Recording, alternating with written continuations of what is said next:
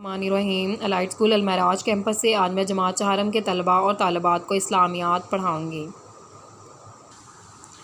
ہمارا آج کا عنوان ہے پانچواں باب ہدایت کے سرچشمے یا مشاہیر اسلام۔ حضرت موسیٰ علیہ السلام ہمارا آج کا عنوان ہے۔ حضرت موسیٰ علیہ السلام۔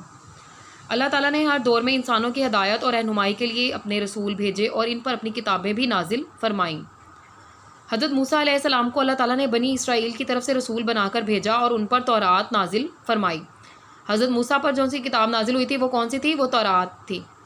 حضرت موسیٰ علیہ السلام قریباً 3000 سال پہلے مصر میں پیدا ہوئے۔ اس وقت مصر میں فرعون کی حکومت تھی۔ فرعون ایک جو ظالم اور جابر بادشاہ تھا۔ اس نے اپنی قوم کو مختلف طبقات میں تقسیم کر رکھا تھا۔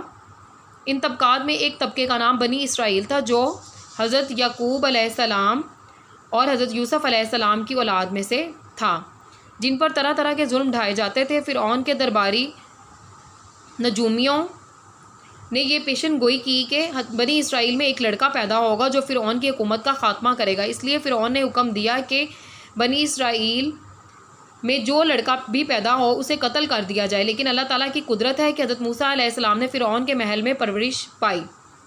اسی زمانے میں حضرت عمر ان کے گھر حضرت موسیٰ علیہ السلام پیدا ہوئے۔ حضرت موسیٰ علیہ السلام کی والدہ نے اللہ کے حکم سے انہیں ایک صندوق میں بند کر کے دریائے نیل میں ڈال دیا۔ صندوق بہتا ہوا فرعون کے محل کے پاس آ پہنچا۔ فرعون کی بیوی آسیہ نے دیکھا کہ صندوق میں ایک خوبصورت بچہ ہے تو اس نے خوش ہو کر اس بچے کو اپنی آغوش میں لے لیا اور اس کی پرورش کی۔ اسی طرح حضرت موسیٰ علیہ السلام نے فرعون کے گھر میں پرورش پائی۔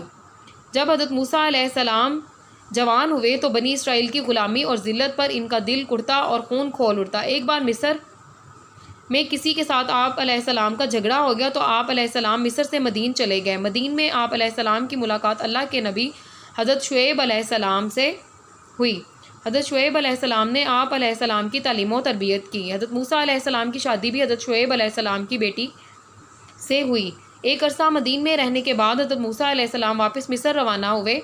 واپسی کے سفر میں اللہ تعالیٰ نے آپ علیہ السلام کو نبوت عطا فرمائی اور حکم دیا۔ ترجمہ: اے موسیٰ، تم فرعون کے پاس جاؤ، وہ بڑا سرکش ہو رہا ہے، اور اس سے کہو کیا تو چاہتا ہے کہ تو پاک ہو جائے؟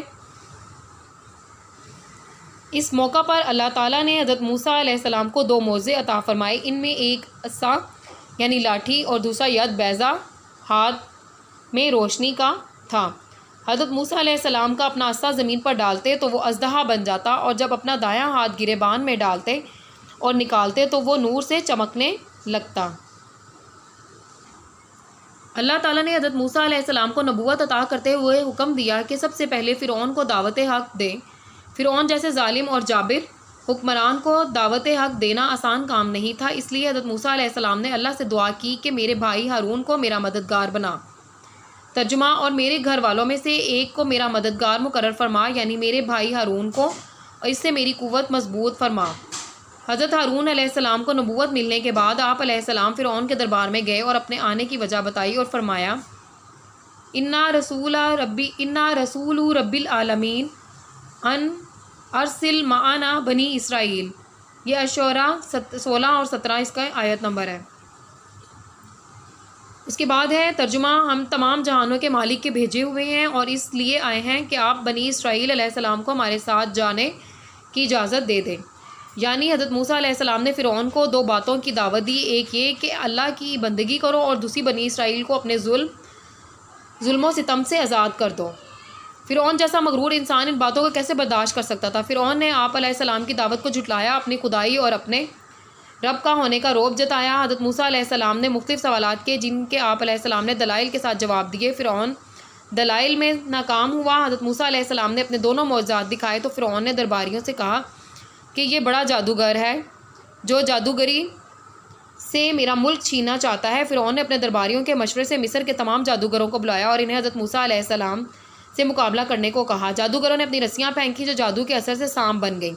پھر حضرت موسیٰ علیہ السلام نے عصا پھینکا جو ان تمام سانپوں کو نگل گیا۔ جادوگر جو جادو کا فن جانتے تھے وہ سمجھ گئے کہ یہ جادو نہیں ہے بلکہ اس کی حقیقت کچھ اور ہے، اس لیے وہ ایمان لے آئے۔ اللہ تعالیٰ نے ان کے ایمان لانے کو قرآن مجید میں یوں بیان کرتا ہے کہ ترجمہ: پس جادوگر سجدے میں گر گئے اور کہنے لگے ہم موسیٰ اور ہارون علیہ السلام کے رب پر ایمان لائے۔